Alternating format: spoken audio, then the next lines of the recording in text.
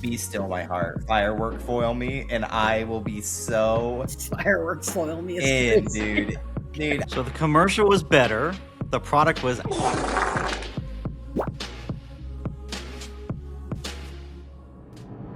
Ladies and gentlemen, welcome to the Off Center Podcast, your home for perfectly imperfect hobby top, one off center take at a time. I'm one of your hosts, Mason, with my three best friends, Thrifty, Radar, and Squeaks. And in case you're wondering, yes, that was a ranking order of some kind, and no, I will not elaborate. On the show this week, we're going to talk about Mr. Beast's Whatnot stream and Pokemon Super Bowl commercial. John went to Collecttopia, and we're going to talk about the TCG Hall of Fame event. Vendor POVs, we're going to talk about those and see how Thrifty feels about those. And for a wrap up, we're going to talk about the reveals so far about the 30th anniversary of Pokemon and what we're going to hopefully see in the future. All right, everybody is fired. That was incredible, Mason.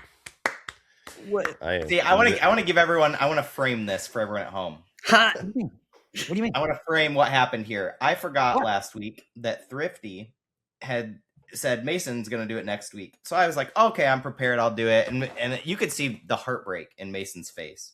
He had been preparing for this. And John's like, no, make him do it. Because John's like hoping that someone's going to fail more than 3 times so that he is not the loneliest sap on our podcast. And Mason waiting for this moment his whole life. Not just one take. Jeez. That was an excellent take, my friend. That was hot. Came in how hot. I do it. That's how I do it. Well, welcome to the One Take Club. Thank you very much, Mason. And that was an epic one Three take. take club right here. It's happened. Definitely not. That was so John, amazing. No, that was so amazing. I forgot what the first topic is. So Squeaks, how was the game? How was the game? Yeah. All right. What's up? So here's the thing. I'm gonna split my hot take into kind of a twosies. The Mr. Beast live stream was awesome. The Super Bowl commercial from Pokemon, not awesome. And here's why. I'm going to hit you with it. Let's start with the Mr. Beast live stream. So, live stream peaked at, I think it was around 580,000. I don't know if Whatnot has actually put out an official statistic yet. That was kind of like around the highest I thought I ever saw it. I think maybe 568 was actually the highest I saw it, but I think I saw somebody else say 580. But that's massive. I know on the live stream, they knew that it was a record. Because Mr. Beast and Logan Paul were talking about it, and they were trying to figure out like what the next highest was. And Logan thought it might have been his stream at like 26,000 or something. My guess is there was another one in there somewhere that he just wasn't aware of or something, because I feel like they've had a larger one than that. But regardless, this blew everything out of the water. John's take last week, we are also not sure about of whether or not the app broke, because I tuned in part of the way in between and it was completely fine for me, other than the giveaway button had some glitches, but that's like a function of the app. There was a section or a time I sent it to my wife and she got the like a error page when she logged in at first, but it went away pretty quick of like we're over capacity or something. So that did pop so they're up. probably just getting the servers up to speed or something. Yeah. But It's like a seemed Walmart once they got here, dude. What the yeah, it seemed like once they got the giveaways rolling, the app was functional, it worked, things were going as it was supposed to be. I thought it was really cool in terms of showcasing the potential of Whatnot.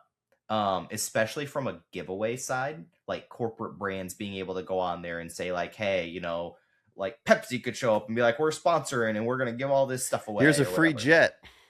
Yeah, I'm not going to get into it, but I'm watching the documentary right now. If you guys have never seen it, go watch it. Pepsi, Where's My Jet? Really interesting.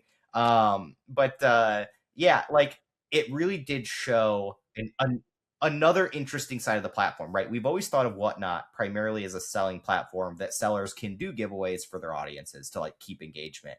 Never really thought about like brands using it just merely for marketing and beyond like Whatnot using it for marketing themselves. So that was kind of a neat perspective from it. They did do a pack opening on there for Pokemon and gave some of the cards away. They gave away, you know, the Charizard, things like that. Didn't really feel Pokemon-y. So, like, I know last time we had talked about what will it do for the hobby.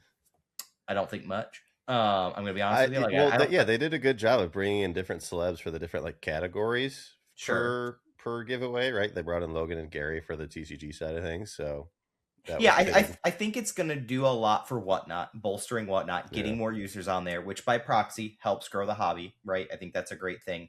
But I think it was cool. I did not win the Lambo. Really upset about that. I think we could re-roll it. Yeah, one How more about the Bob time Ross? on the Did Bob you get the Bob Ross. Ross? I slept through the Bob Ross. I didn't get anything. was in So there. I actually tuned into the stream. We have a friend, Kai, lives down in Australia. He had posted on his Instagram story, winner, and it had Kai, winner.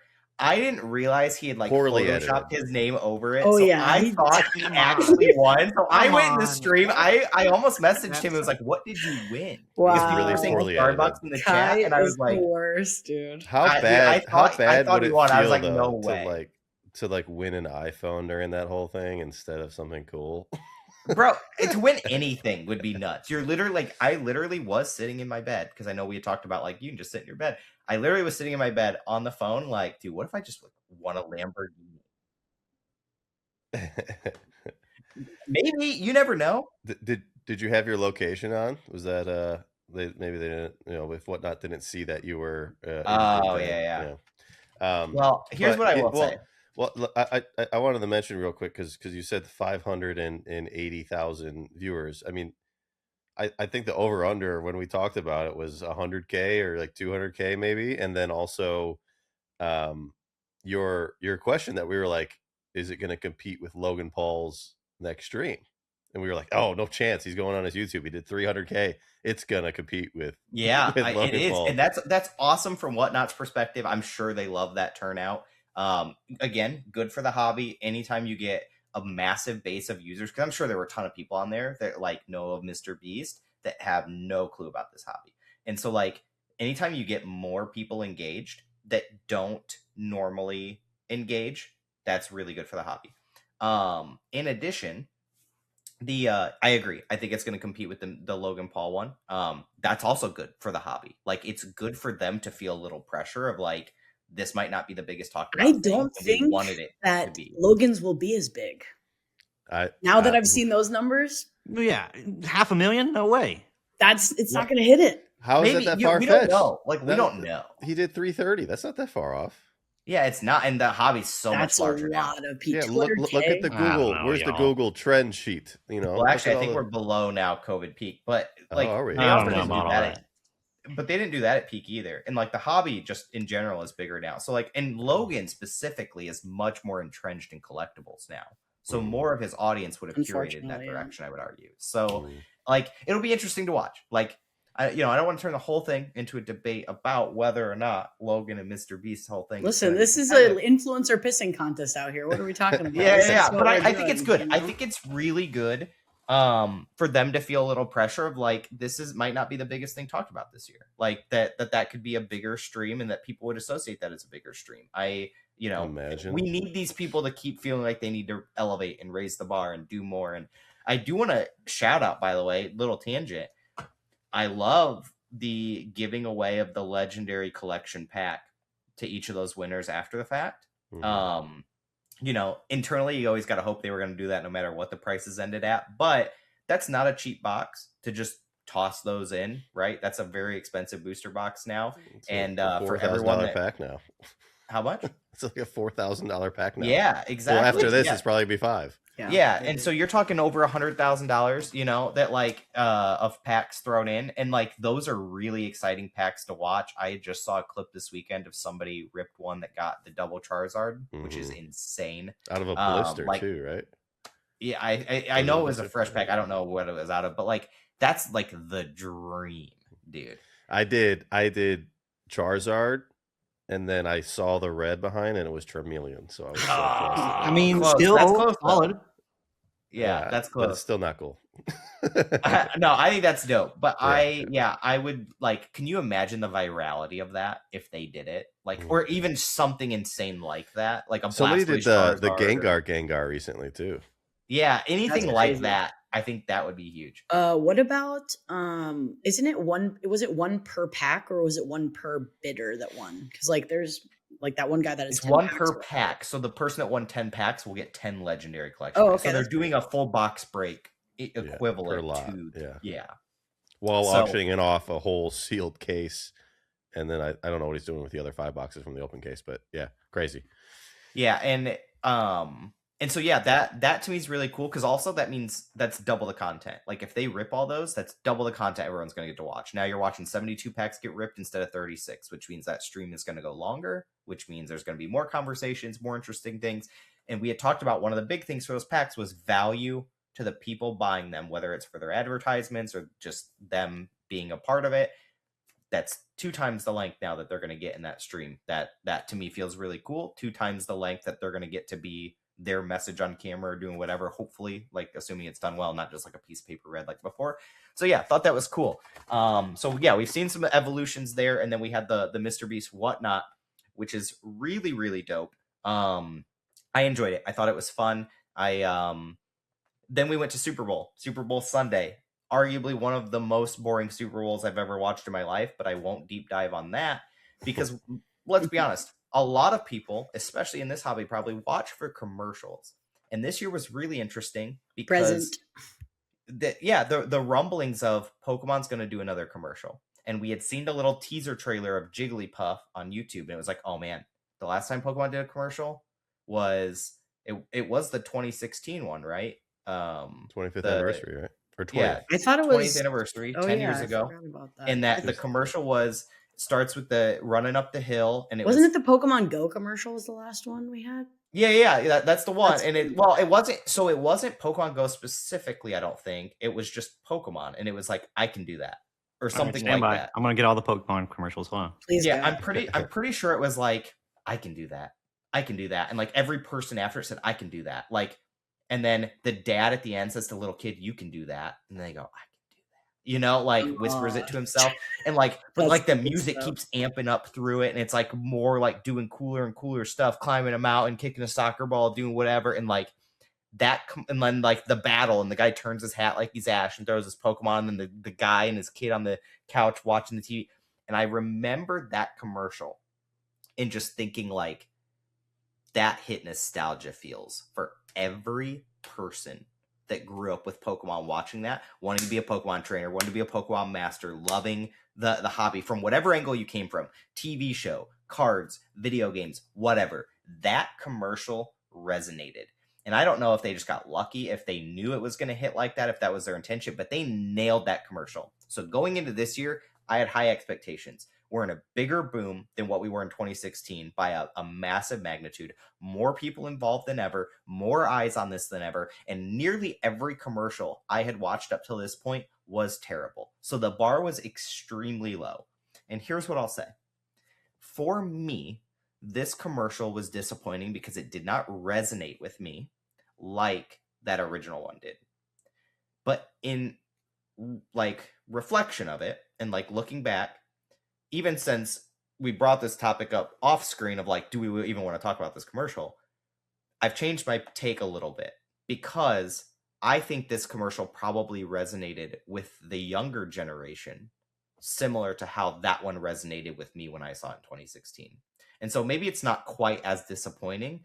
Maybe I'm just not quite the target demographic. And the reason it just wasn't that Pokemon focused, honestly. Like it was more celebrity focused, is what felt weird. And I think that's their goal, right? Like we are a very nostalgic generation, millennials, right? We are extremely, extremely nostalgic because our lives went from dial-up internet, twin towers, like life is chaos, financial crisis crash, into like high-speed internet, into like think about like the lifespan of like what has happened in our lives, right? Whereas like kids today, all they've ever known is high-speed internet, and you have access to everything on demand all the time, right? Parents' generation, you had to wait for everything. Like what is DoorDash, right? Like, and like we have experienced that whole spectrum. So we're just very nostalgic because of what we've had, multiple lifetimes of technology advancement in such a small amount of time, right? Whereas when you look at younger generations today, and they've had that instant gratification, they've always been on the internet all the time, influencers have been a presence and a thing in their lives for most of their lives. Lady Gaga, like our generation still? And yeah, Trevor she's Noah's such a our cultural age. influence. Like she's huge, dude. Huge. And so like when you look at the people that they had that the Noah guy, the comedian, right? Like Noah the Trevor, soccer. one of the Trevor biggest Trevor Noah. comedians. They had Lamine Yamal, who's one of the biggest soccer players in Barcelona. They had, Exactly. I don't know the K-pop lady, but she was in there. Jinsu, I think is her name. Brown Eyes. If you're out there watching, did I get it? Is that who it is? I watch your Brown Eyes. Always has K-pop something on his Instagram Yeah, it's stories. Jisoo. Yeah, it is. Jinsu. I think you're being way too nice about this. No, dude, I think they took a lot of celebrities and they said, who are some of the biggest culturally impacting celebrities to different demographic groups that could tangentially relate to Pokemon? But and then lazy. they said, it's but lazy. is that what resonates with lazy? No. That is lazy. That's let's pick a bunch of people from a list and just throw them in a commercial. And it's not creative. There's nothing. There's not like, I want creativity. I want some like actual. I mean, it's a Super Bowl commercial. They paid. Lady Gaga did a duet with Jigglypuff. Did you have that on your bingo card for this year? Post Malone sang an entire song and they built a whole music video Post around Malone was on a floating rock and floated through like it was the lazy. multiverse. It was lazy. That is true. Dang it. There's still time. They do so much. Pokemon Days right here. Like they've done so much, and it just was underwhelming. I agree, but it's like it was fine. I don't think it was bad. I just think it was fine. Here's what I would say. I don't know. And like we can discuss it a little further, but what I do want to say is if you're watching right now and you are 25 or younger, and leave a comment, did that commercial resonate with you? Because all of us are from the same generation. So I can, like, again, my argument is that maybe we were not the target demo of this one. They already know they've got us. They've had our wallets for 10 years, right? That's fair. So like, did it resonate with you? Was it interesting seeing, like, was one of those celebrities that you saw like, oh, cool, dude. Like, yeah. Like Everybody you know what I mean? in my stream was very also underwhelmed. Like I had probably like 40 people in stream when I was during the Super Bowl when the commercial popped off, and because I had to go live last night. And no OT, no Super Bowl OT. Listen, because that's not a holiday. It should like, be. like you said look, I should get OT. What? Relax. Yeah. Pokemon's like number one branding and most important demographic they need to go after is the younger generation. Is the like really the 7 to like 14-year-old. Their parents are doing enough to indoctrinate them. No, well, yeah. I mean, this is the first true year of like multi-generational, I think, as far as like a kid and a parent being fully interactive with Pokemon. So like, I know there's probably some crossover from younger parents or whatever, but like this is I feel like a full first anniversary, I guess, that is truly multi-generational with Pokemon being 30 years, and it just felt like they did not really try to capture any family narrative, any bigger moment than just what is cool for younger kids. Like, yeah. Like you love these celebrities and you love Pokemon. Now they're together. Hell yeah. Right? Okay, and how does this relate to the Lego commercial then for you, John? I felt like Lego was incredibly. Our take on Lego. It was perfectly fitting for that. Disappointing. They were they were marketing it to they picked the expensive, boring Lego sets of displays, right? Not the can't play with a minifig, can't enjoy the creating a scene in my head of playing with this pallet town or whatever and creating my own story. It was Lego sets for adults. It was a commercial for adults. They matched up perfectly, so they did a great job in that aspect. But they're just like kind of leaving the kids out right now. And they're really trying to capture, I think. Wait, so you feel that commercial left the kids out? I feel like the commercial was exclusively for the kids. No, I thought it was exclusively for adults to be like, I'm nostalgic for Lego and I found my for Pokemon Lego. Sorry, I meant the commercial for Pokemon. No, what Mason brought up the Lego. Oh, okay. Sorry, I was confused. So I thought it was fitting for the Lego products that they released. That worked, but again, it wasn't exciting to me because I want the minifigs. I want a different thing from Lego. So the commercial was better. The product was no. The product's great. It's just not what I want. I don't want that product. I don't know. And I think I don't know. what we're getting into, it was pretty bad takes from everybody on the Legos. If I recall. But here's the thing. I think what you guys are revealing is that Pokemon is so big now that they have to consumer segment based on who they're trying to hit. Like, they can't hit everyone with everything all the time because there's just too many generations that care about different things all at once, to where sometimes some things in Pokemon are not going to be for you. Sometimes they're not going to be for me. Sometimes But they're I not going want to be them for to Lil make Billy. it for me. Like, yeah, and everything needs to be made for me because this is 2026 on the internet. No, and like, but that's how people think, right? Around John, tap in. Yeah, and like, but and we're all guilty of that, right? Everyone wants everything catered, and like, as I've gotten older, tried to be a more mature adult, very difficult. I have tried to accept that some things are not a cap for me. on him. Like, some things are not made for me. And I've, that I think I said that when we did the Pokemon Lego ones. These are just not for me. This is not what I was looking for, but I'm sure there's others that are going to love it. That's how I feel about Super Bowl commercial. It was not for me.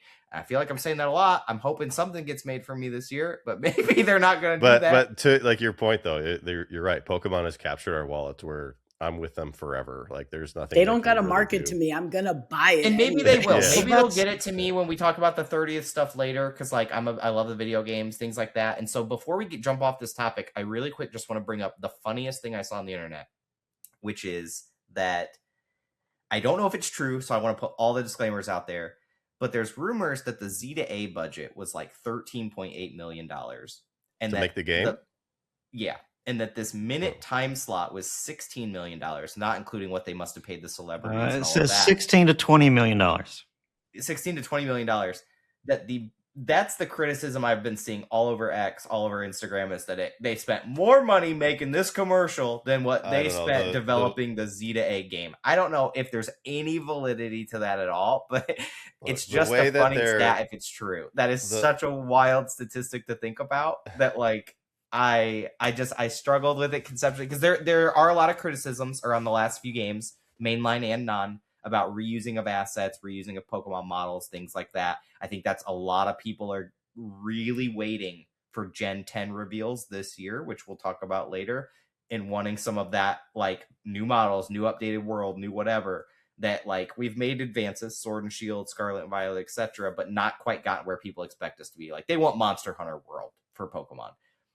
And to see that stat come out when, like, Pokemon, they got to be like, cool, we got cool celebrities, commercial hits, all these other commercials suck, like, we're easily going to be in top 3. And then they, like, go on X and it's like, they spent more money on this. Like, dude, you got to be sitting, like, we can't make these happy for anything. Like, that's what they got to be thinking, right? So, like, yeah. It's the same exact case in what's happening in the Pokemon market right now. There's just fake numbers being thrown around and everything. So, like, yeah, that might not even be true. They could have spent $1 billion on Z to A and we wouldn't know. But anyways, yeah. So that's what I've got. Look at the. What do you got? Can I give my take, please? 22 minutes in now. Allow it. Maybe. The point of a Super Bowl commercial is for all these companies. They're not trying to sell you anything. You already know all these companies. It's not about brand awareness. We all know they exist. It's about cementing yourself into the pop culture of America and the world. The zeitgeist. As, like, cementing and being like, we're a top-selling brand. We know it. Look at us doing a victory lap and lighting $20 million on fire. Because here we are. That's all the Super Bowl commercials always are. They're for entertainment. They're just like to say, hey, you already know us. You know what we do. You like us. You know us. You love us. So does Trevor. We're a bunch of money so you can see us again. It's all that the Super Bowl commercials are, really. So It doesn't matter. It doesn't matter you would what think the content. Spending that much money and doing a victory lap, they would be a little bit more creative. That's yeah. I was gonna say, he said it's for entertainment, but I was literally not entertained by 90%. Are you not entertained, Sean? So that's lost on me. The Super Bowl is, to Gary V, is the cheapest way to get that many eyeballs on any product you wanna sell, and it's at the point now where same thing as trophy cards and all this high-end Pokemon. Only the big players can even dabble in this world. So it's like, it's not even accessible to somebody new. It's not even accessible to somebody that wants to. Let's crowdfund a Super Bowl commercial next year. Just the OCP our lives up in flames, but we crowdfund one of them, and we just try to make a funny one. Yeah, here we go. It'll be a spin wheel. Everyone that crowdfunds, you get to spin a wheel, and whoever wins, we get to launch your product on the Super Bowl commercial. So it's just a mystery bag of Super Bowl commercial winnings. That's actually Brilliant. That really is. Because, You did it. dude, people would spend you could get 1 million businesses to spend $100 with a 1 in a million chance At being to spend $100 and get a Super Bowl commercial when you couldn't afford it otherwise. Mm-hmm. It's brilliant. Let's start it now. I will We're take actually a going to piece. shut the pod down and go figure out the infrastructure for this. Yeah, we're just going to take like 20%. Yeah, just like If we can just be real for a second here, which is the better spent money then? Whatnot, getting Mr. Beast and giving away $1 million worth of stuff with extremely highly targeted marketing and responding and getting 600,000 people to on your app, or blowing $20 million on a Super Bowl ad? I think 20 million on a Super Bowl. I did not watch the commercials. It's all about execution. Whatnot executed phenomenally, but Squeak's explaining what Pepsi did. Pepsi wins.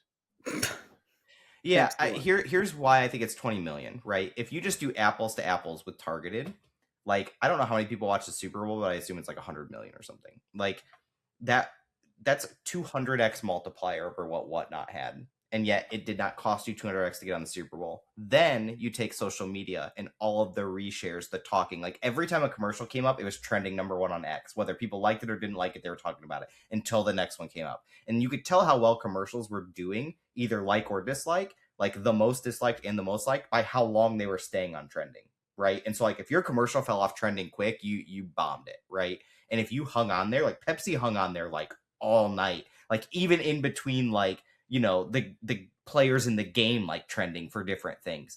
And so, like, that's why Coinbase trended all night, because people were mad that the Backstreet Boys song ended into a crypto ad when everyone was around singing it. And that's exactly what they want. Everyone's like, oh, they failed. They should all get fired for this, blah, blah. And it's like, brother, you guys have been talking about them for 24 hours. Like, this was the best thing that could have happened to them. And so, which clearly their marketing team's smart, because they've done really good ads in the past. But, like, you cannot, like, it's not just about the current eyeballs. It's about how long do those eyeballs watch across the literal millions and millions of shares. And I don't think you can top that, like, with $1 million spent on Whatnot. Like, I don't know that Whatnot would have gotten that doing I think Whatnot got so many signups. Yeah. They got so many new accounts. They got all those downloads. Then they can send notifications. But do you want to know who outdid them with the same strategy through the Super Bowl? Salesforce. Salesforce had Mr. Beast come in. They made a video, which is super interesting. I wonder where it's going to go. That commercial, there's random clue things hidden around, just weird stuff like codes and stuff. And you can use Slack through Salesforce to put this stuff in and try to solve this puzzle. And whoever solves this puzzle first wins $1 million. First of all, Slack. That's dark. Yeah. Slack. They're trying to they told you no instructions on how to to solve it, or what the puzzle is, or anything. It's just random stuff that comes on the screen, and there's a bunch of stuff. So, you know, there's people out there clipping this and taking screen grabs and resharing it to other people and making groups, and everyone's trying to win this $1 million. They had so many signups on Salesforce last night, it broke. Why didn't you tell us about this earlier? We could have been working this out for the last hour. What the? I know, right? But, like, it's let's just go live until we figure it out. It's so interesting. Like, it's essentially a large game. And think about the people, like, think about the young audience that's going to sign up for Salesforce that has that, like, because they want to solve this thing. Come on. Are they creating a non? Like, who do you think is more inclined to do this? The 40-year-old that has a 9 to 5 and 2 kids at home that has to go grind out, or the 17-year-old sitting behind their computer with nothing better to do? Well, everybody that signed up for Whatnot is capable of using it in their everyday life. Is Salesforce selling a daily casual user? I don't even know what they do. What do they do? I have no idea what they do. Never heard of Salesforce is like a database. It's sales management. Yeah, for massive corporations that overpay because okay. But I think Slack is, like, also getting signups. Like, I'll find it, but you guys should research it. Like, seriously, Slack is like a professional. That to me was one of the smartest uses of marketing that I have ever seen. Listen, they're going to give a ton of people continue to be talked about for months. I think if Whatnot takes the success they saw from this this stream and try to recreate it next year, it'll be a total failure. I think they should go and do a Super Bowl commercial next year after this. In the same way, do some cryptic content. Like, I actually think we're going to start to see more of that kind of stuff, interactive commercials, because of this. Because of all those commercials, in a week, there's only one that people are still going to be talking about, and it will be that one, because not back. all the codes are released in that commercial. It's like once you unlock some stuff, it releases like another piece of the puzzle, and then people are going to share that around, and it's going to keep going. It's like a treasure hunt, right? Makes me think of that Family Guy episode. Is it? There's a Family Guy episode that's like that, and they all, yeah. And so like this to me was genius. But anyways, we can devolve off this. A lot of interesting commercials. Pokemon, I would say middle of the road. That's what it was to me. So 5 out of 10. All right. 5 out of 10. After all that slander, it's fine. It's fine. Okay. Whoa. Okay. All right. No. I said it was fine. Okay. Fine. I'm much lower, but also agree it's a little bit. I don't know who who the audience was. I don't know if that audience. They hit all target audiences. They hit Lamine Yamal, who is like 17 and 18 years old. They hit Lady Gaga, who's like 38 or whatever it is. They literally did it. Like, they gave you everything. They gave you a little bit of everything. Well, not a single person talked about it in Canada because Super Bowl's American. So I was up in Canada this weekend. One mention Super Bowl. At Collecttopia. Somebody did have it up on their laptop at the show on the vendor floor. But yeah, I went out to Vancouver, Canada for the first ever TCG Hall of Fame induction ceremony. And that was hosted at the event called Collecttopia, created by Jesse Pang and crew, Van City Collectibles or Van City Pokemon. They got a store up there. I think 2 stores up there actually now.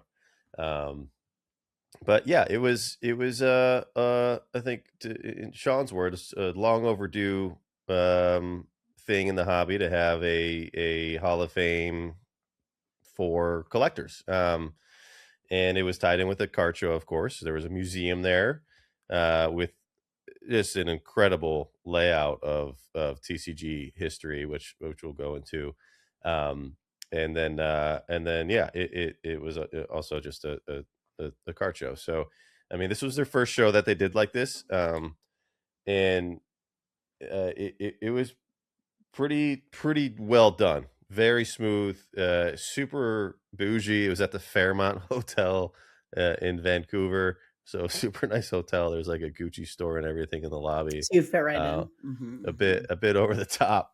But yeah, they had a line out the door, all wrapped around the building. So, as far as attendance and all that, it was successful for them. There was a little bit of a taste of card party in there too. They had camera crews going around filming constantly. They had TV screens and all sorts of stuff up around the entire venue, so that you could kind of be engaged and see what's going on everywhere. Had panels, had all sorts of things throughout the day. The most exciting thing for me was the TCG Museum.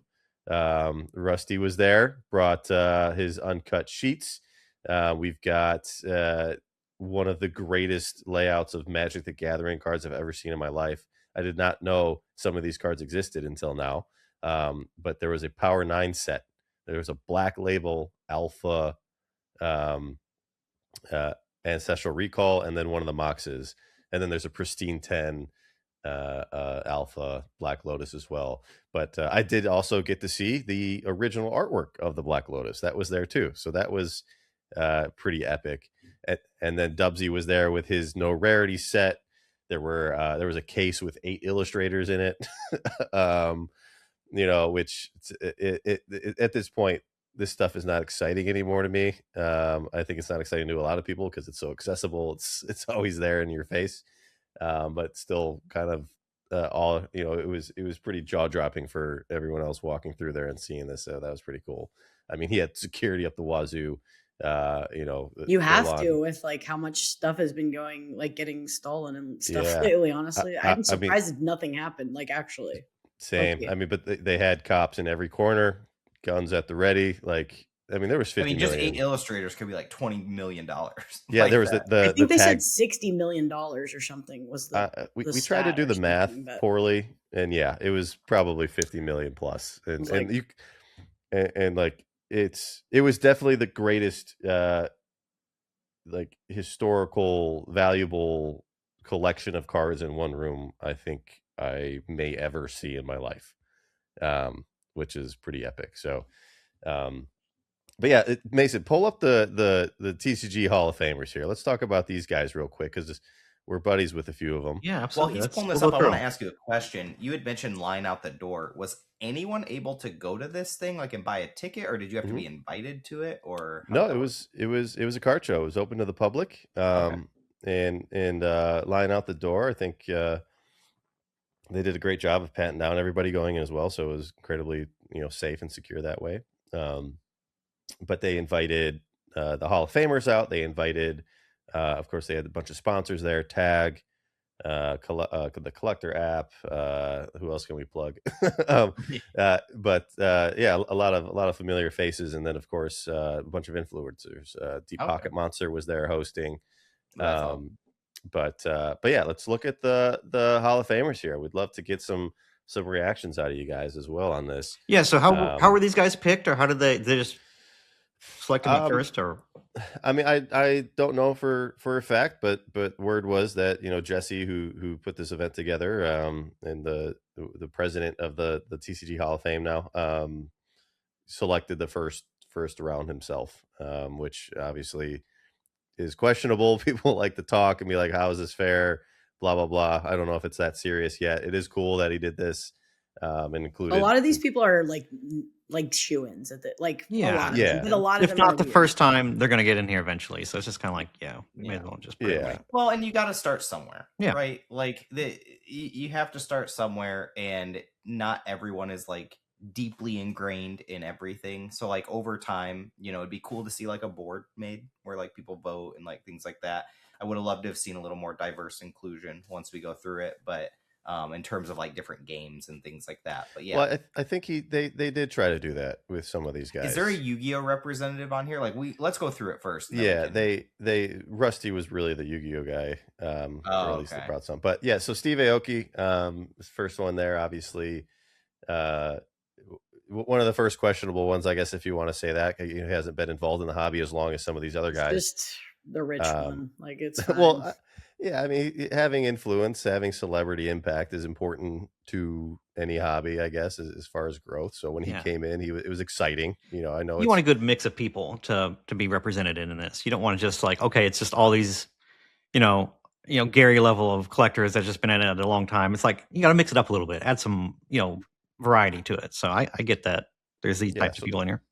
Yeah, the argument is it's good because you get attention, you get awareness. Awareness is healthy, but put Steve against Charlie Herlocker, who's not in this. To me, Charlie Herlocker belongs in there. And so, I think that's where a lot of old timers struggle, right? Of like they have they know who they consider their pillars, and like Steve would not fall into that bucket. Steve's only been at least for Pokemon publicly in the hobby for like 5 years. Sure. Right? Charlie's like an OG, like things like that. And I think that's where people struggle, but we have to understand a lot of the people that are watching this haven't been in the hobby for 5 years and probably don't know who Charlie is because Charlie's a less public person.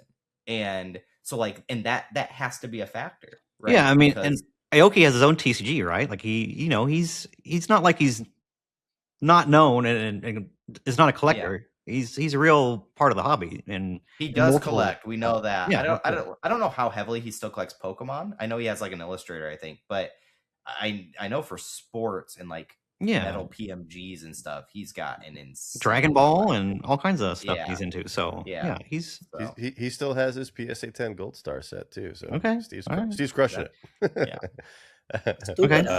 Next one, Dubsy, of course, the faceless wonder. He did go. This was his first public appearance, showing off who he was, his face, and all that. So Dubsy, also a fairly newer collector compared to some of these guys, but again, impact wise, being the one who sold the PSA 10 to Logan, handling that deal. I mean, he's also a long time collector in comics, which I mean that wasn't really discussed, but again, I think this is really like TCG Hall of Fame, Right. so they're Sure, very yeah. specific with it.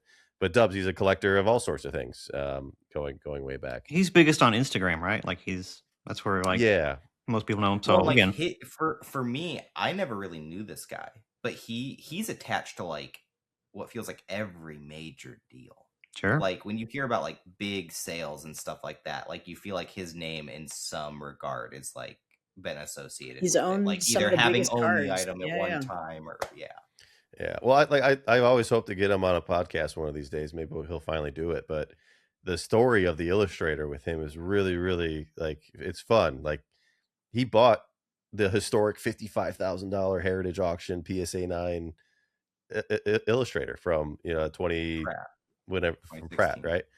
And that card ended up being in the deal with Logan Paul, getting it part of the trade, so he got it back. It's really interesting how he's A lot tied to of a lot of those lore kind of in like his story. Dubsy's story there. Yeah, so well deserved on my side.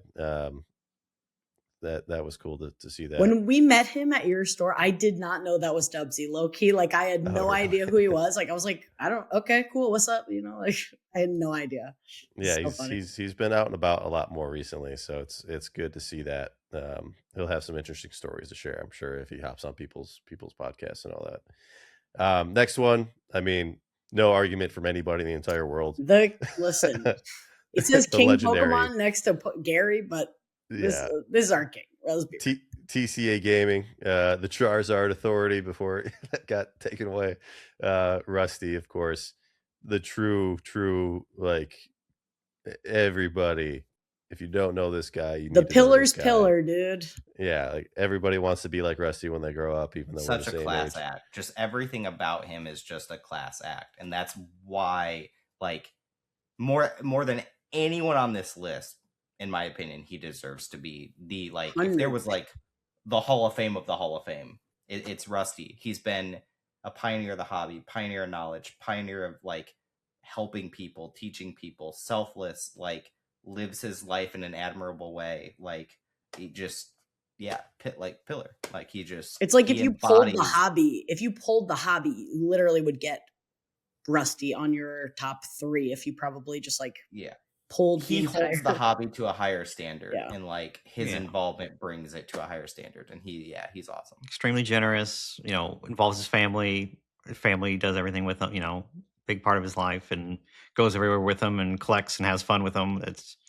It's really, really cool to see. Like Shout a out. dad that just has an insane collection, but he's just like a dude. He's just a regular guy, but he has just the most insane things, and it's cool. It's a cool, like everybody loves Rusty for sure. Yeah, he's the uncut sheet king, like by far, at least from what I've known, and his story is just absolutely incredible too. So well deserved. Next, another one, I think, no question. Gary, King Pokemon, like truly had possibly the biggest impact on the secondary market side of Pokemon out of anybody in the world. Grading, getting grading popular between him and Eddie, who wasn't in this, Eddie Brenneschultz, eBirdman.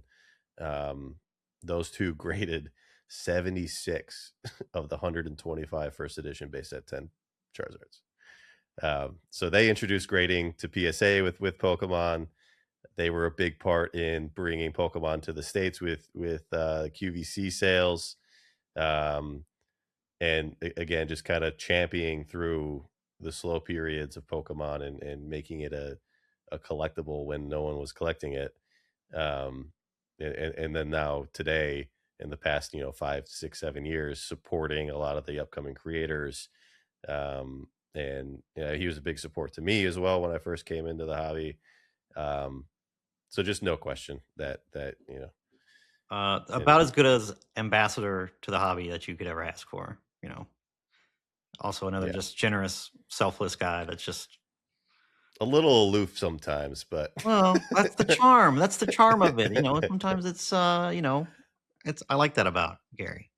Yeah, so he's been a great advocate for the comfort for Pokemon as a whole. Well, he's involved with Collecticon too, right? In some capacity. Yeah, he was a big getting that off the ground, which now has revolutionized, events for like that. Collecticons have spurred having, because there was always like Gen Con and stuff, but like Collecticons and the fact that they do a gajillion shows now has opened the door for like so many mom and pop card shows to be made and other people to do their own spin-off versions and things like that, where now, like I would argue that revolutionized the hobby just as much as QVC did.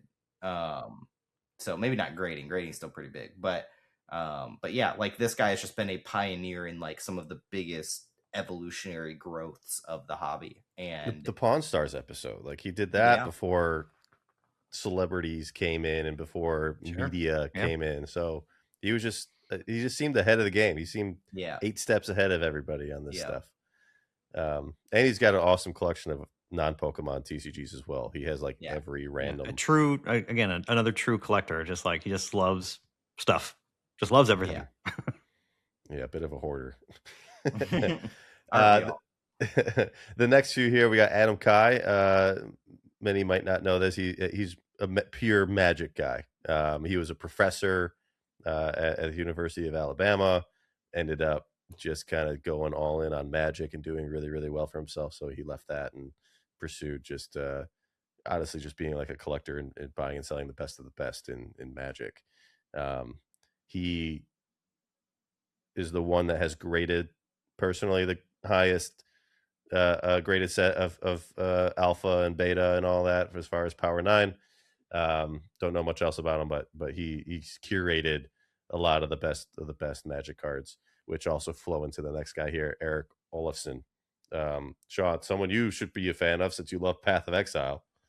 Well, yeah, not just that, but he actually created Sorcery, the TCG. Yes. I knew I recognized his name from somewhere. Oh, he even has a shirt on right there. Duh. Yeah. How do we miss that? Oh, yeah, he does. But yeah, well, and I saw him holding up the Lotus art, and I was thinking, man, I feel like that name, I've recognized it. So I went and Googled it, and sure enough, he made Sorcery, which is a revolutionary TCG in its own right for kind of doing the one set a year model, but we're going to do really high end art, putting it on a grid based board when most games are not doing, like most TCGs are just like you play, you don't put it on like a board where positioning matters, things like that. So like really interesting perspective and take on TCGs, and has kind of found their own niche. So really, really cool there to see somebody on like the design side represented. And now that I know who he is, because he loves art. He's a huge proponent of old art and Magic artists and supporting the Magic artists. And then obviously in his game, all the old Magic artists, they draw fantastic pieces for his game and Sorcery. So very likes that old like Magic motif, dark, gritty, high fantasy kind of stuff. And just like the types of cards from way back in the day when Magic was first getting started. A lot of those artists now do pieces for his game. So very he's cool. Sticking to it. He's very set on this being passion project. He loves old school Magic and wants to keep that feel. So he now owns the original artwork of Black Lotus, which is insane. Got to see that in person. Very tiny. Pretty interesting story behind that one, but I don't know if I should go into detail about it. And then he also now owns all the cards that Adam Kai graded, I think, or most of them. He has the number one highest graded Alpha Power 9 set. Almost all of them are BGS 10s. Couple black labels in there. It's absurd. Absolutely absurd. I don't think any of these. There were some of these that weren't even public. And just a tidbit for a lot of people out there. If you're listening, a lot of these high-end collectors now are chasing the NBA Black Diamonds like no one's business. Oh, so God, that's the not next like thing this, everyone dude. is. Yeah, they're all over this stuff. How do you get one of those? Like, do you have to You have to send your submit already it. graded card to NBA? Yeah, So you're grading it twice.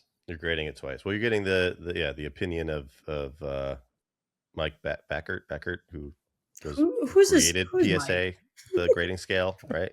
Like, I think that was him. I'm not sure. Okay. Some guy named Mike got it. Okay. It's just another Mike. It's just Chronic hater Thrifty reporting in. Okay. Whatever. It's just another chase. It's another layer of chase, which I understand. That's they're trying to make their cards that are already valuable more valuable. Got it. Respect. Got it. It's working. Next, another I think no question here. Zach Gemmett Pokemon. The completionist, the guy who put together the PSA registry sets for all of PSA 10 WotC First Ed Unlimited. Absolute madman, yes. Just, someone we all learned how to grade from, someone we learned how to properly take care of cards and open up packs and do things carefully so they get so they can get PSA 10s. Big impact on a lot of people, big impact on me coming in the hobby. So he's done a lot of great things. Pretty cool to see him. Well deserving there. Yeah, I mean, I remember watching some of his older videos, and that's kind of like the first time I was like, okay. When my kids were getting back into Pokemon, I was like, okay, what's been going on in the past, 15 years or whatever for Pokemon? And Gem Mint was a lot of the stuff that I saw and was watching back then. So it's, of course, really cool to see Zach getting some credit, getting some flowers. It's awesome. Do you guys want to know a funny Zach story? Is it appropriate? Yeah. Yes, Okay. it is appropriate. Okay. From the early days. So I didn't know who Zach was. This is probably like 2016 because it's right when Evolutions was popular and like staff Charizards, you were getting them at pre-releases if you were part of the staff. And so I had a few and I had graded a 10 and I had listed it up for sale on like Facebook. So this was back in an era where like you ship stuff to people, but there aren't like conventions and people aren't meeting up on the weekends and doing all that or anything. Like we're in like Craigslist days, right? We're like Craigslist is where you sell cards. Like don't go out by yourself kind of thing. And Zach messages me on Facebook and it's like, hey man, I'm interested in your staff Charizard 10. Would you like take a trade? Like sends me a list of like all this stuff he has.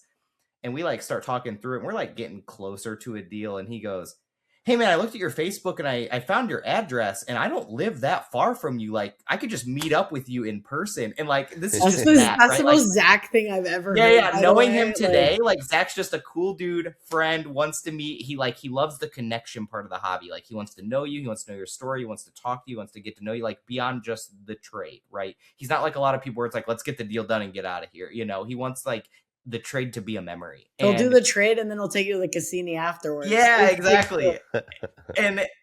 But I'm like, dude, you just looked up my address? I don't know you at all. And like, so I bailed. I was like, I don't think I'm interested anymore. Red flag, dude. Red flag on the play. So funny now, years later, because I was like weirded out. I was like, dude, I don't know. I think this guy like wants to like try to steal my Charizard or something. And now knowing him, like we hang out at events, stuff like that. It's so funny now. But that was my first interaction with him ever. Was that he was like, oh yeah, dude, we only live like one town away. Like we can just meet up with you. I'm like, oh, now this guy knows my address and he's close enough to rob me. But yeah, like now I know. Like obviously would never do that. It's just so reasonable. funny.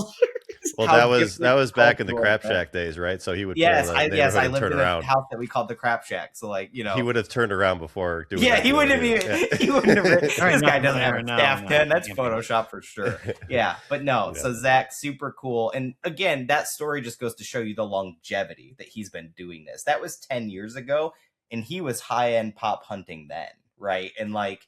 And doing big trades and big deals and meeting up and creating stories and memories back before it was cool and mainstream and all of that. So Yeah. And to also share like a Zach thing, I've never met a man that has fantastic pieces, huge grail cards, amazing collection. When he came to my store last year, he was like, hey, where's like your where's your old Pokemon stuff at? And I was like, yeah, I got a 5-row of it probably. And I brought it out there. I've never seen a man so genuinely giddy to just flip through WotC Commons, just seeing what's in there. Like the man truly does just love cards, and it's just a lot of whimsy incredible. In old Zachary. Yeah. He's just looking for errors. He likes to buy those. Absolutely. Yeah. But and then we'll get through the next few here. We got Benjamin B. Know nothing about him. Everyone's like, why is this guy here? He just spends a bunch of money on cool stuff. He had as far as like diversification, he had like the craziest One Piece, DBZ, like all the Beckett 10 trophies of everything. Oh, then that's why he's there. Because like he's got the unofficial released like One Piece trophies. Like he has an insane collection. It's stupid. He's the Bandai connoisseur. It sounds like. Yeah, nobody knows who. Like people don't know who he is. He doesn't really interact with anybody. He's a VTuber, clearly. he just buys stuff, which. Yeah. To some people, like even to me, that sounds pretty cool. I wish I could just buy stuff and just sit back. You have been doing that. Yeah. And then, of course, Scott Pratt, SM Pratt, creator of E4. People, one of the more recognized, well-known historians or collectors. Another in Mount general. Rushmore face for sure for a lot of people. Yeah, Japanese yeah. Grail Hunter, I Tapping. think Pratt owns arguably the most iconic sale of all time in the hobby. I think a lot of people would say the Logan Paul getting the 10. But for people that were around back in the day, that Illustrator 9 sale on Heritage was the sale that told everybody we could become the real deal. Like Pokemon the hobby could become sports. It could become comics. It could become a major collectible asset long term. That this, like, we had never seen a $55,000 card sale. That was unheard of. In fact, I think that Illustrator was being marketed for like 10K raw or something at Worlds that year, because I had Emily Engel had messaged out to me asking if I was interested in it. And I was like, as much as I am, I do not know enough to even authenticate that thing if it was real. So like, passed on it. And like, I remember then he bought it, graded it, sold it. And everyone was like, oh my God. Like, that was the talk of everything for months back then. That sale to me is like the sale that really like put Pokemon on the map. And that will always be his gumption to not only get that card and grade it, which was like the logical play at that point in time, but to then auction on Heritage, which was not the logical step. And like Heritage had barely done anything in cards. And like, the logical step would have been private sale, right? And just try to find somebody through his network, through his Patreon, through whatever. Does it on a public platform, takes the risk of it, sets a record, and that public sale really charted the course for what Pokemon could be in the next 10 plus years. And I think that is one of his greatest accomplishments in the hobby beyond everything else he's done. Yeah, I mean, I think a lot of us you came in through E4 and that collection of history and conversation and all that was a big part of a lot of people's reentry into the hobby. So yeah, I was just looking up something the other day on E4, and it was a post from like 13 years ago, and I was like, yeah, we're still using it, as a database, because it's a home to just so much of that stuff that it just doesn't exist anywhere else. Yeah. So someone should feed all of E4 into AI.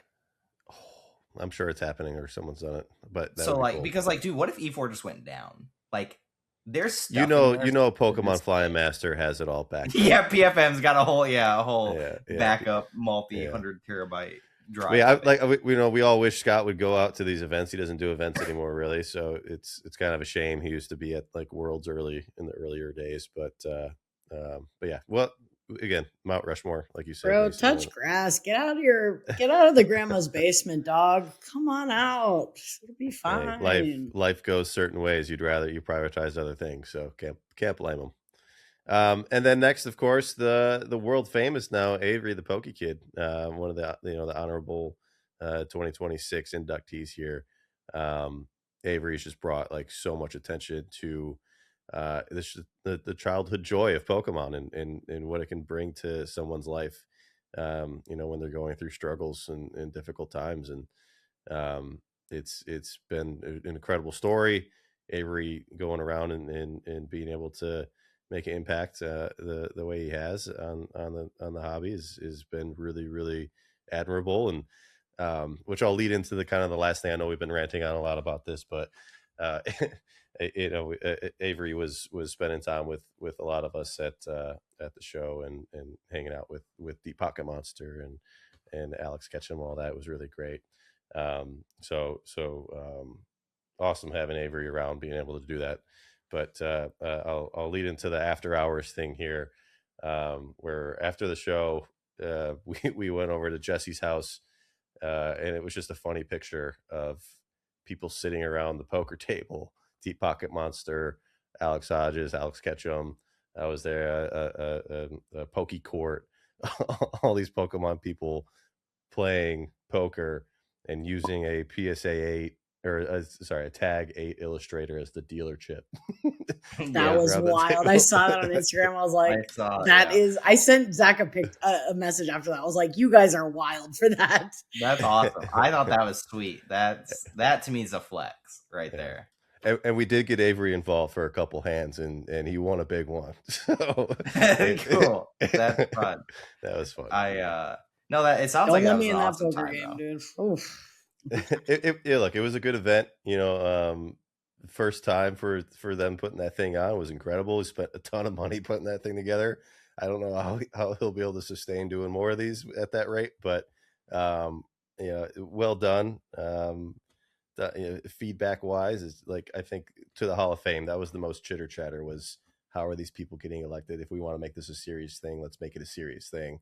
So that would be like my only feedback, I guess, as far as the Hall of Fame is concerned. So, well, and maybe next year they'll like do a convention or something, like their own, like make an event or partner with Collecticon or something, right? Where like the revenue of people showing up and being a part of it, right? It's a whole convention. Maybe they do it for like a whole weekend or something, and then this is like a portion of it, right? And that you get to go to this, and or you could buy an extra ticket to that or whatever. But all that revenue would then help fund it.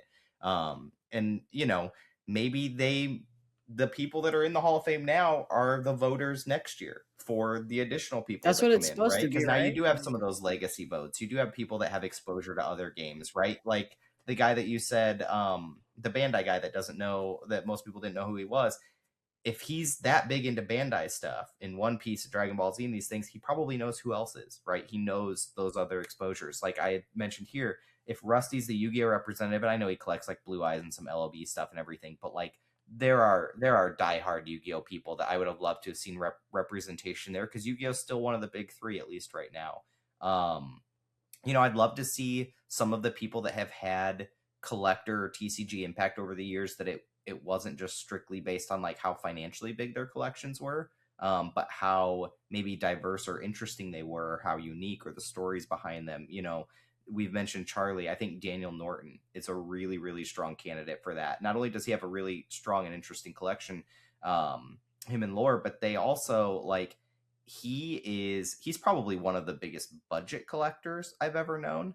But he also is like a historian of the hobby. I mean, has made YouTube content for years and years, educating people on the nuances of the hobby when a lot of other people don't.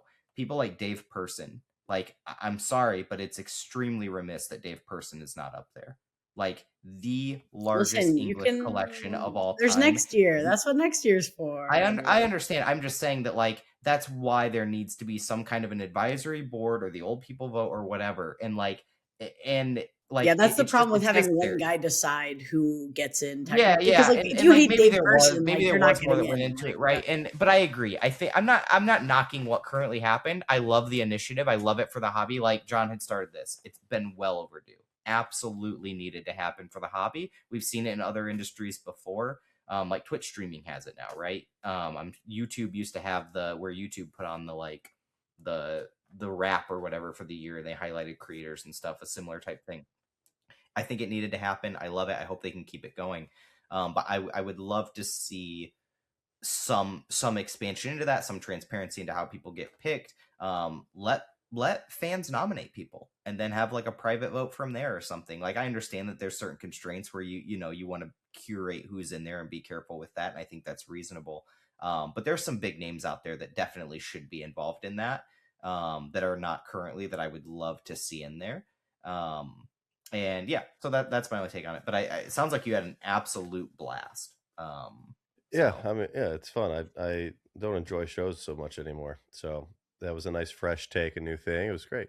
But I mean, the last part of that too was the vending side of it. A lot of activity. Canadians were excited about it. Being able to deal. Canadians don't get a lot of good shows, so that's actually a really good. That's good for them. Love that. Now that we're on shows, kind of, I do want to bring up my kind of, I guess, hot take. I don't know. It might not be that hot. I am no longer impressed with vendor POV content. I used to consume a lot of that back, like, I don't know, last year or whatever. I used it a lot to see what people are paying, stuff like that.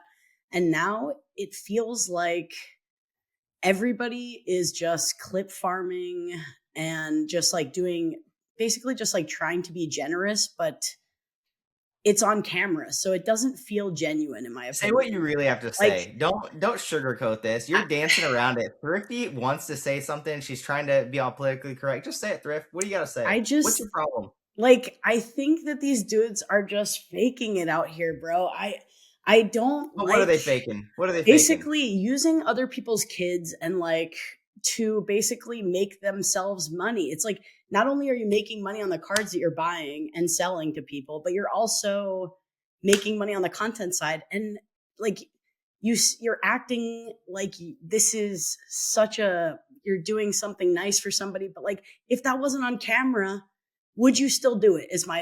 Would they still be doing it? I don't think so, respectfully. Some of them, maybe. And I know there's like some early people that like would do it. I know Coop started this whole thing and stuff like that. There's a lot of the early people that are knowing Coop, absolutely. That's what I'm saying is like, I've met him before. He's nice, like, and whatever. But like all these new dudes that are doing it, it just feels. He's nice and whatever. Whatever. I don't know. Like, I don't know him but forget about him because let's talk about all the people that aren't nice. No, but look, I don't know. I'll say. It's a weird so. Take.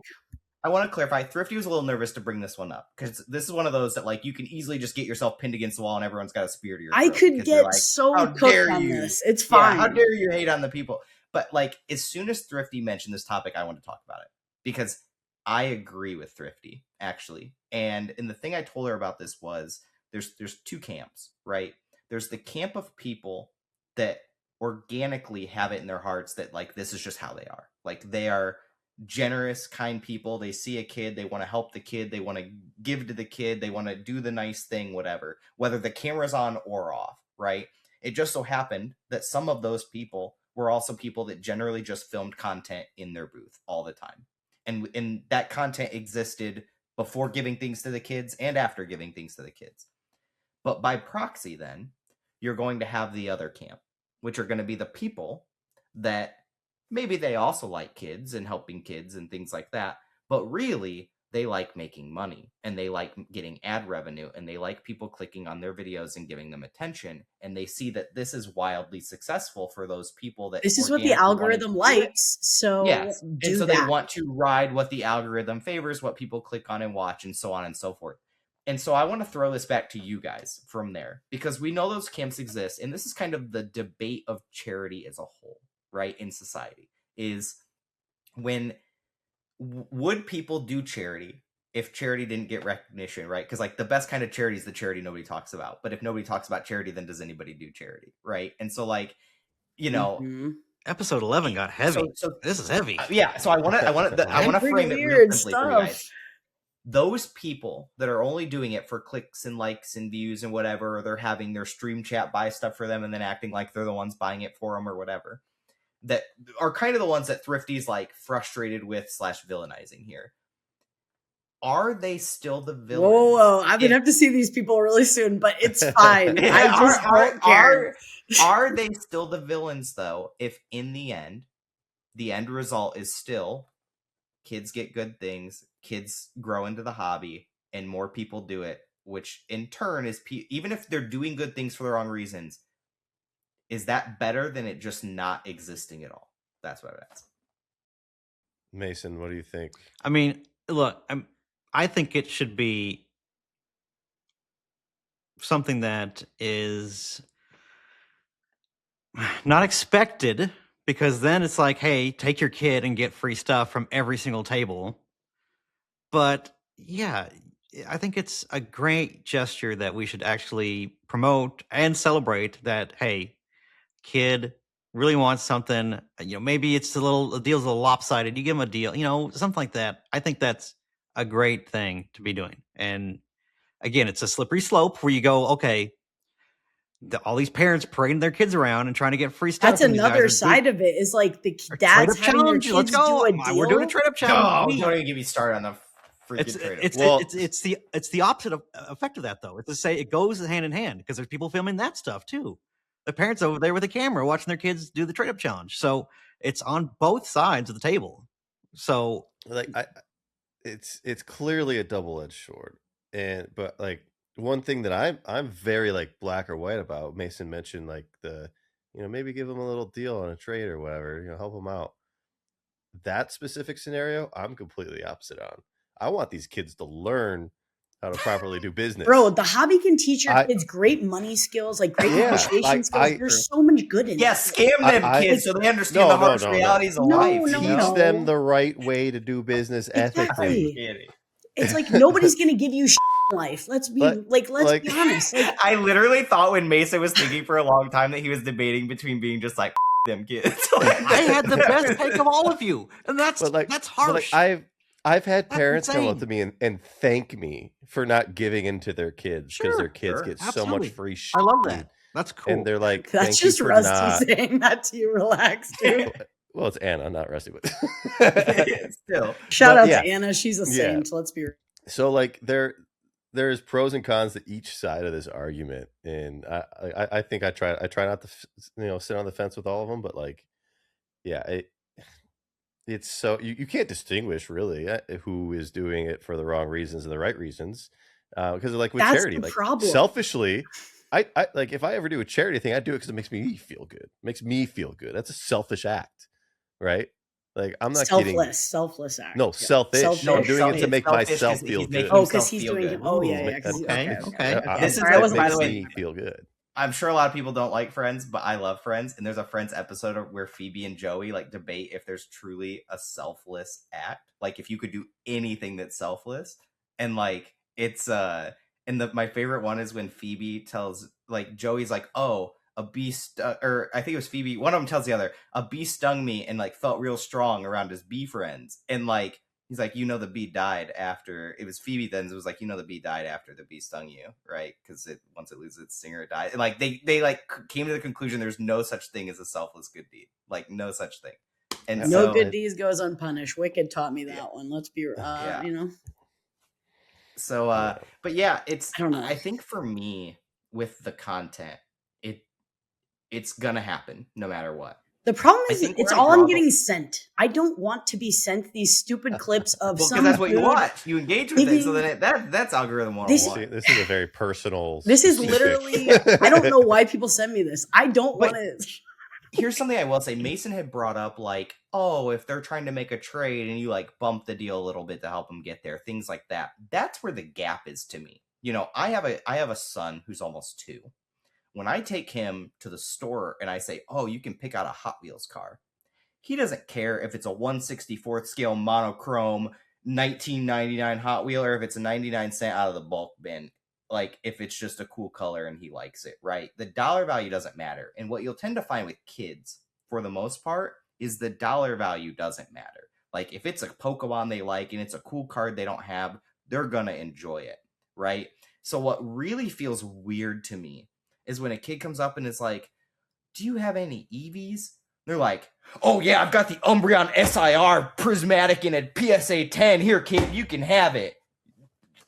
Take it, man. It's all yours. Don't worry. I'm just here for charity. Like, my Discord. You know what? You could have just given that kid a foil Umbreon, and that kid would have went home and told his parents and been like super happy that he got the same card. effect. You didn't have to give him a $3,200 card. Like these kids are getting smart. They're watching YouTube. They know what cards. And I'm sure that exists to some degree, but like, brother, I don't know how much of this content you've watched, but like, and like, it's gotten to the point where I'm obviously not gonna name any names, but I had a store owner friend message me, and I cut him a deal on something, and he's like, great, that'll subsidize all the free stuff I now have to give away to get any traction for marketing for my store, because that's what everyone comes to expect now, is that you get free stuff when you run a booth.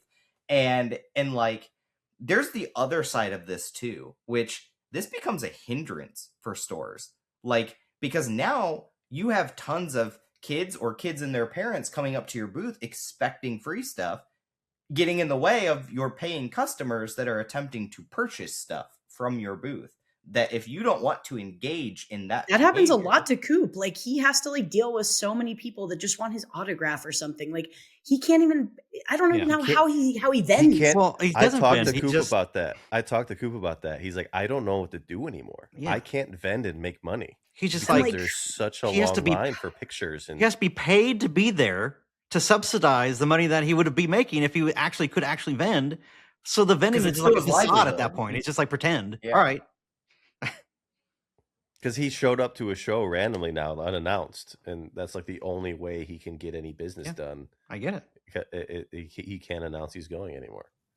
And I thought Yeah, I thought Bulbasaur was bad. I thought it was bad for Bulbasaur. Like when you used to see the lines wrapping around the booths for him. Thanks for Nothing twisting like that around and this. making sure that you like. Yeah, Nothing correcting like it. Yeah, because No. the way you framed it the first time was that he was like the bad guy. No. in this one right I've now. seen like Yeah. that happen to somebody else, and it's like Sure. he's managed it. He's like figured out how to deal with that. Well, Like, they're two also different has a lot of demographics. people.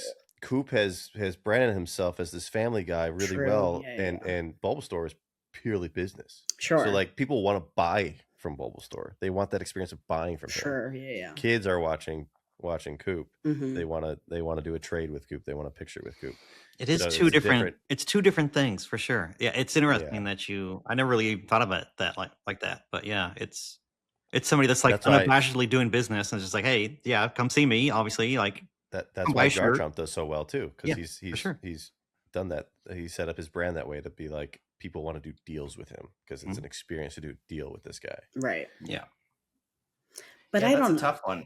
It's tough. That's a good topic though. I It is good. don't And look, like I it. think I know that there's a lot of people that are going to be out there and be like, "How dare you?" I Those know children I'm need sounding free like a stuff." hater. I am the chronic hater of the group. Let's But be real. Yeah, I'm yeah. so I fine think, with and we it. It's know. okay. Yeah, Thrifty Like, is we the know. chronic hater. We know. We But all I know. think know. there's a lot of Anybody people out there watching that this knows. internally probably share some of your same I sentiment. love the that way they're I did. doing it, that- is what I'm saying. Like, I love that like the kids get cool stuff. Like, that's nice. I do this all the time. Like, if some kid walks Exploitation. up and just like is like, oh, this is a $1 card, I'm like, just take it. Or if somebody tries to Venmo me for a $1 card, I'm like, go ahead, just go on. You're good. See you tomorrow. Like, Yeah, I will like, not. it's like, where's the line, But, like- right? And like, where does it become grubby versus like a kind, cool thing? $10.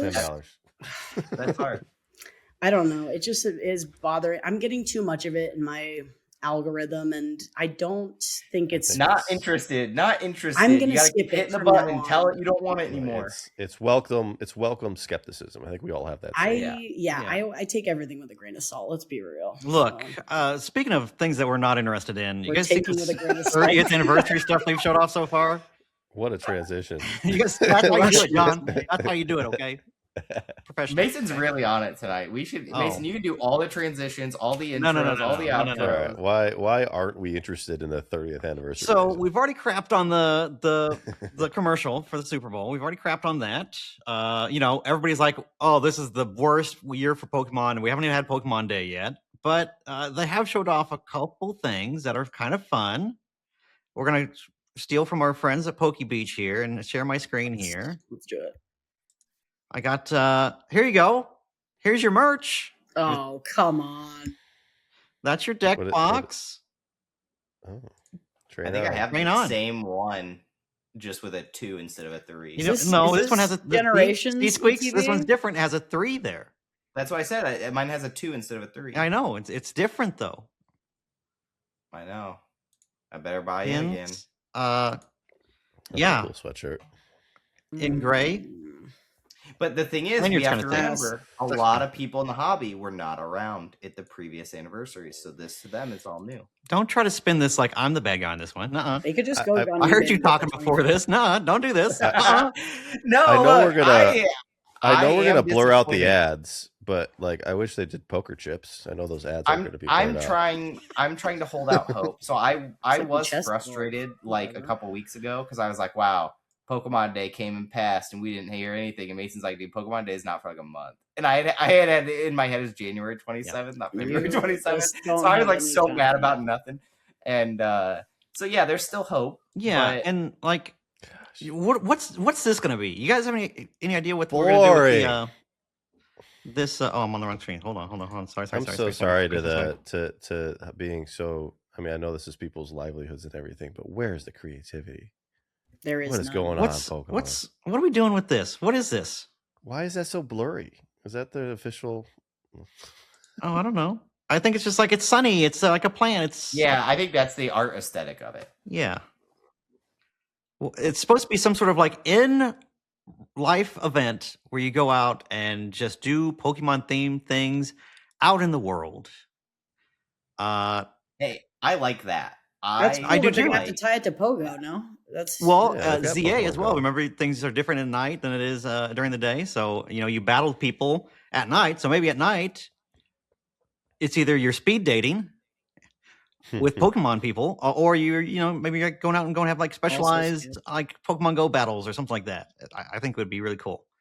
But yeah, that's just like something that we don't know what it's going to be, but it So is can you give interesting. context? These two things, what have they told us about them? It's gonna be in-person events, like specifically in person, Pokemon community in real life. I haven't said a whole lot about it.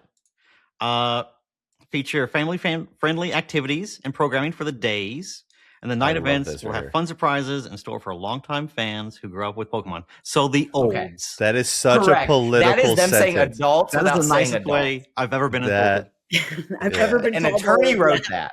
An attorney wrote that for sure. Come to the Pokemon Casino. Come get some Poke alcohol. Correct. Hey. That is hey, this is for adults, but we're not going to explicitly say adults because if you bring your kid, we need plausible deniability. Yep. The effort and creativity they put into that sentence, I wanted to see.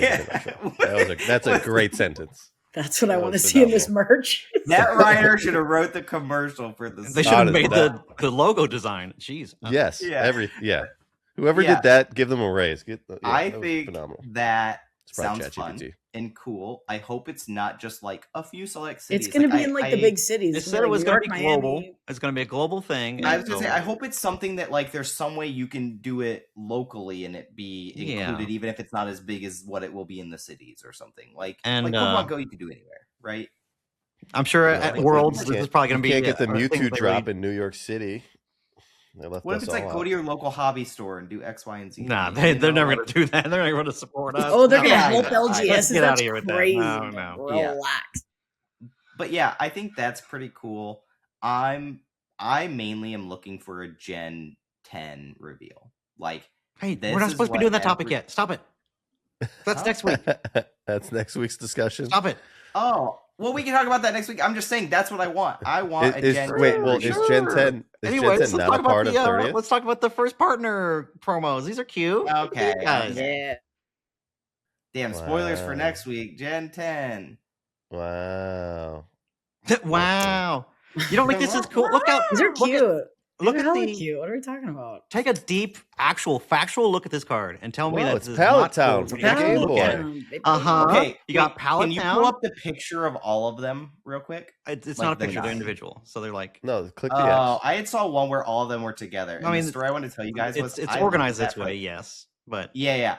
I looked at this for like 15 minutes. Like, okay, did they just how do these backgrounds connect? Like, did they just rearrange them wrong? And then I finally realized, no, it's the generations, like little towns behind the things and the badges and stuff. I thought they all connected. yeah, that's and what they I'm trying don't. to tell you. Like, look how cool the little What do we details. got back there?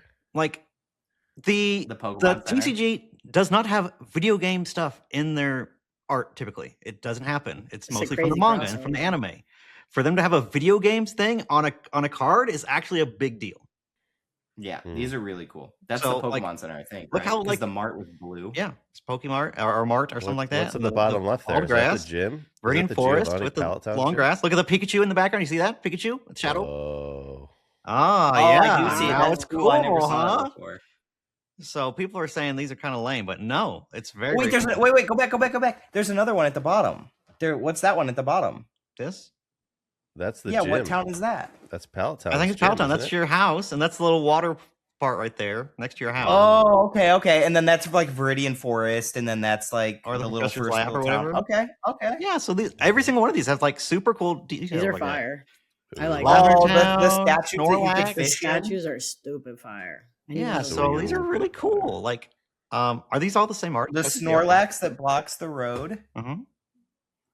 Lavender Town. Look at the little ghost. I know. It's cool. Dude, that Charmander. When is can gonna we be get so that as a expensive. Pokemon card? I want that ghost as a The Pokemon little card. ghost. One goes. Dude, same. So, are we We gonna got, get oh, missing look at number? everybody's favorite logo. SS. Lego. SSN, baby. It's the Titanic. Bro, what if they would have put a little Mew shadow under there though? That would have been epic. And this is what Only if they listen to Cinnabar it. Island.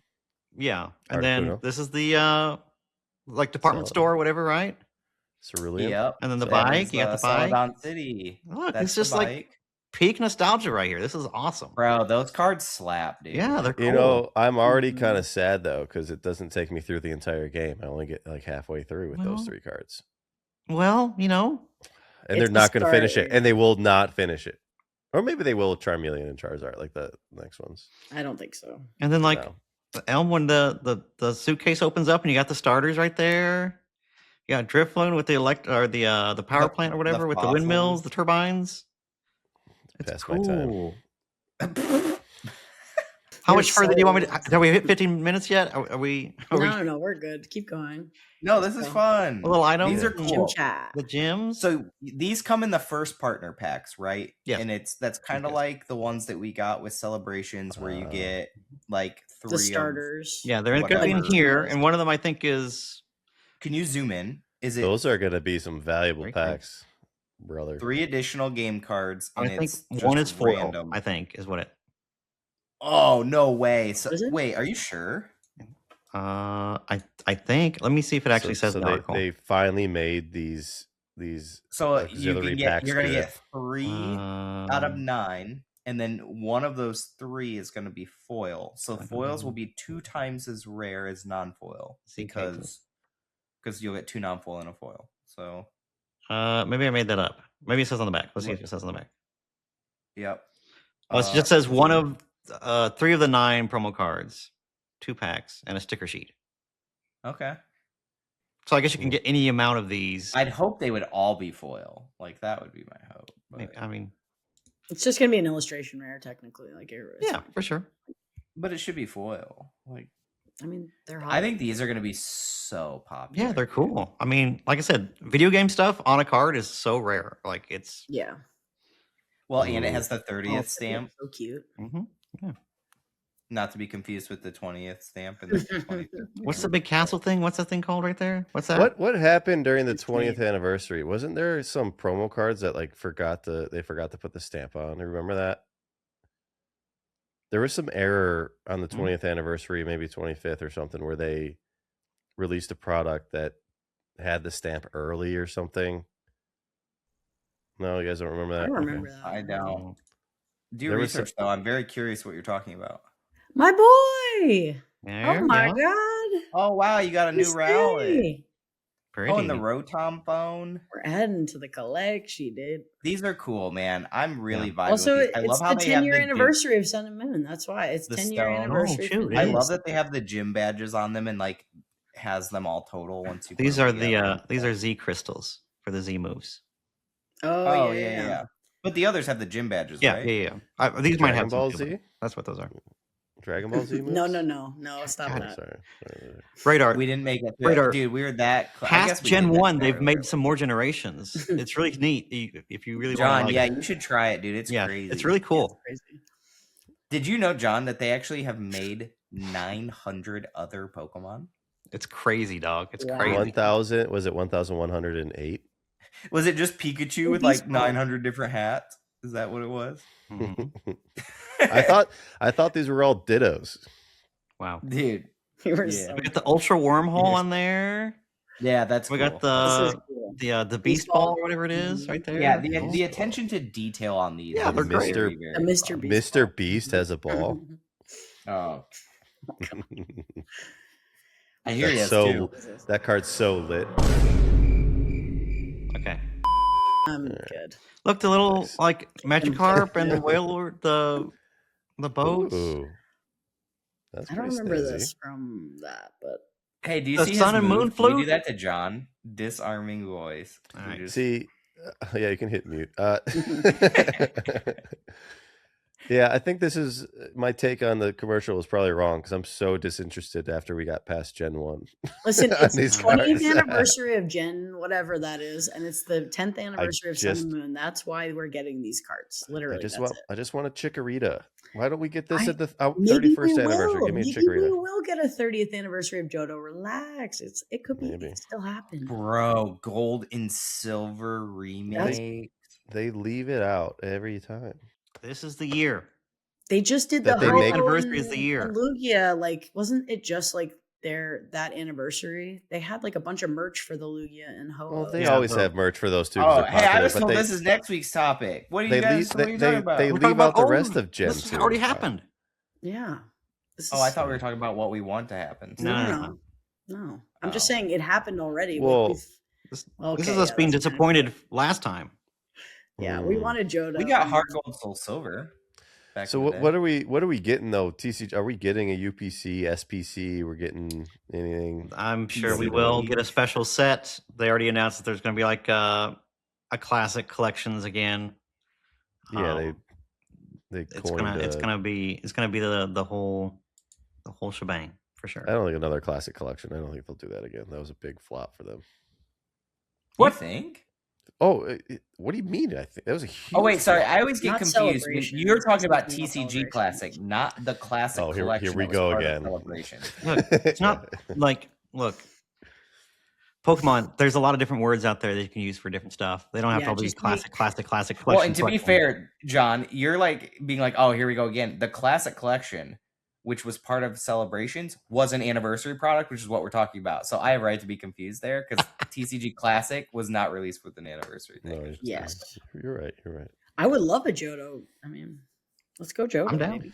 I'm down. Legendary Collection 2. Let's go, baby. Pokemon set Be 251. still my heart. Firework foil me, and I will be so Oh my God. Firework foil me. in, dude. Dude, I don't care anything. I don't care what card it is. You firework foil that, and I am back, baby. Like They can barely find enough paper for all their gas, stuff. no brakes. I'll put my whole 401k in. I'll put everything. You put firework foils. I know that. Does Squeaks Game World give you a 401k? Huh? Does Squeaks Game World give you a 401k? He doesn't do matching. He's That's filling weird. his buckets, guys. He's filling his buckets. Don't worry. Squeaks Game World gives me a tax liability. That's what it gives me. No, dude. I know old Watsy thinks that Legendary Collection and Firework Foils were like a failure because they were when they came out. But look how those have aged. They are so unique compared to everything else that they stand apart that people love them. Wow. Bring it back. Bring it. This is the year. Okay, we'll talk about it next week and I'll say the same thing. Yes. Okay, good. Great. All right, Mason. Thank you all for watching the Off Center podcast. We'll see you next week. That's all. That's it. All you have to do, right? Like and subscribe.